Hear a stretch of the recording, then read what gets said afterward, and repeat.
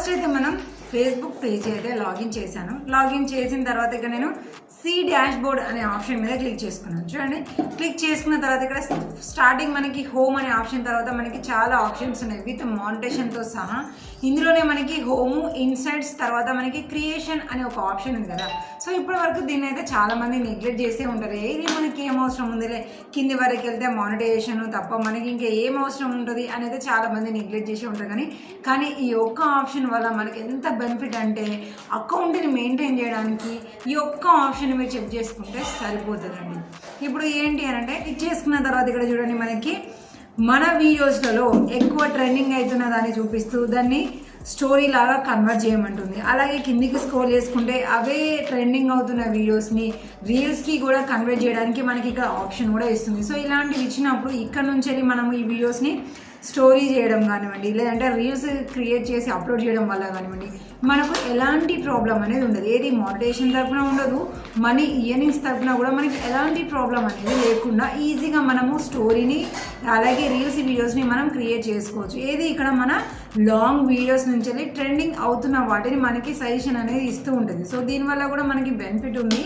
అలాగే కింది వరకు చూసుకుంటే మన షెడ్యూల్ పోస్ట్, సో మనం రీల్స్ కానివ్వండి, లాంగ్ వీడియో, సో రీల్స్ అయితే లేదు కానీ మనం బ్రౌజర్ నుంచి చేస్తూ ఉంటుంది. అలాంటివి ఏవైనా మనం షెడ్యూల్లో పెట్టిన పోస్టులు ఉంటే ఎన్ని పోస్టులు ఉన్నాయి, అవి ఏ టైంకి షెడ్యూల్ అవుతున్నాయి ఏంటి అనేది ఉంటాయి.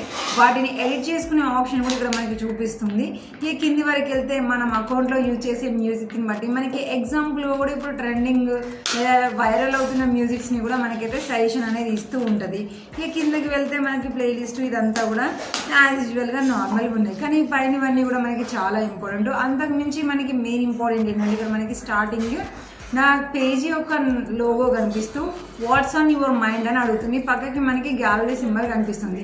ఇక్కడ దేని మీద క్లిక్ చేసినా సరే మనకి ఇక్కడ నుండి స్టోరీని, reels, live, long video, broadcast channels ఇలాంటి వాటికి సంబంధించినవి ఏవైనా సరే మనం అప్లోడ్ చేసుకోవడానికి క్రియేషన్ అనే ఆప్షన్ నుంచి కూడా ఫేస్బుక్ మనకు ఒక ఆప్షన్ అనేది ఇచ్చేసింది.